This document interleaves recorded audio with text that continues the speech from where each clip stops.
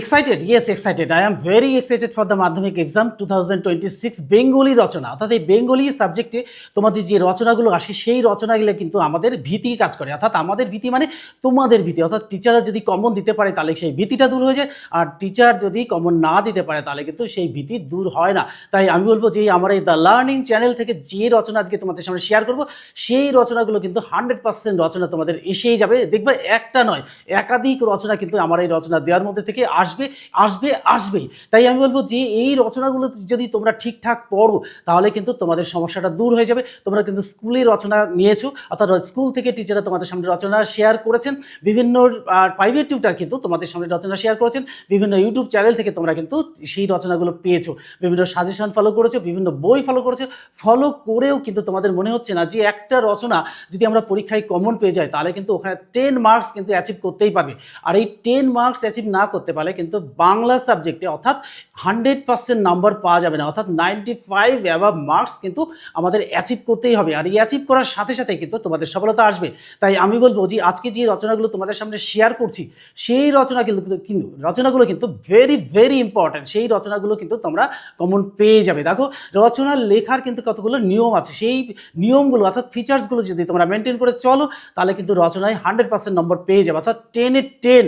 এই 10-এ 10 না পেলে কিন্তু 95 মার্কস অ্যাচিভ করা যাবে না। তাই আমি বলবো তোমরা যে রেফারেন্স বই থেকে পড়েছো সেগুলো তো অবশ্যই পড়েছো, যে টিচাররা তোমাদের রচনা দিয়েছেন সেগুলো তো অবশ্যই পড়েছো, আর অবশ্যই পড়বে, ভালো করে পড়বে। আর এবং স্কুল থেকে যেগুলো দিয়েছে সেগুলো কিন্তু ফেলা নয়, সেগুলোও কিন্তু রচনা পড়বে। তাই এই রচনাগুলোর মধ্যে থেকে দেখবে আমি যেগুলো দিয়েছি সেগুলো দুই একটা হয়তো থাকতে পারে, আবার থাকতে পারে মানে থাকবেই। আর কিন্তু সেই রচনাগুলো কিন্তু আমার রচনার সঙ্গে কমন করে নেবে, তাহলে কিন্তু দেখবে তোমাদের 100% সফলতা আসবে। আর এই রচনা কিন্তু আমি বেশি রচনা তোমাদের সাথে শেয়ার করবো না, মাত্র 10টা রচনা তোমাদের সামনে শেয়ার করবো বিভিন্ন টপিক থেকে। অর্থাৎ বিভিন্ন টপিক বলতে প্রাকৃতিক থেকে, লেখক থেকে, রাইটার থেকে, আর বিভিন্ন আর্টিস্ট থেকে, খেলোয়াড় থেকে শুরু করে বিভিন্ন প্রাকৃতিক দুর্যোগ এবং সমস্ত কিছু এর মধ্যে থাকবে। আর সেই রচনাগুলো লিখতে কোনো অসুবিধাই হবে না।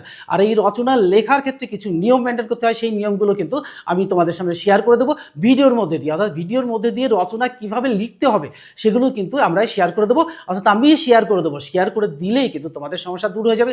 রচনা লেখার মধ্যেও কিন্তু রচনার মধ্যে কিন্তু ওই লেখা থাকে, অর্থাৎ কী লেখা থাকে, অর্থাৎ চিত্র লেখা থাকে। এই চিত্র লেখার মধ্যে দিয়ে কিন্তু আমরা বুঝিয়ে দিতে পারবো যে রচনাটার মধ্যে আমরা কি বলতে চাইছি। এই রচনাগুলি যদি তোমরা পড়ো তাহলে কিন্তু খুব সুবিধাই হবে। তাই আমার যারা সাবস্ক্রাইবার আছো তারা কিন্তু কি করবে, প্রয়োজনে একটা লাইক দিয়ে দেবে, আর কি করবে, বন্ধুদের মধ্যে শেয়ার করে দেবে, আর চ্যানেলটিকে সাবস্ক্রাইব করে রাখলে বলে পরে কিন্তু কি হয়, তোমাদের কাছে রচনাটা তাড়াতাড়ি পৌঁছে যায়। আর যারা নতুন সাবস্ক্রাইবার তারা কিন্তু কি করবে, ভিডিওটা দেখবে,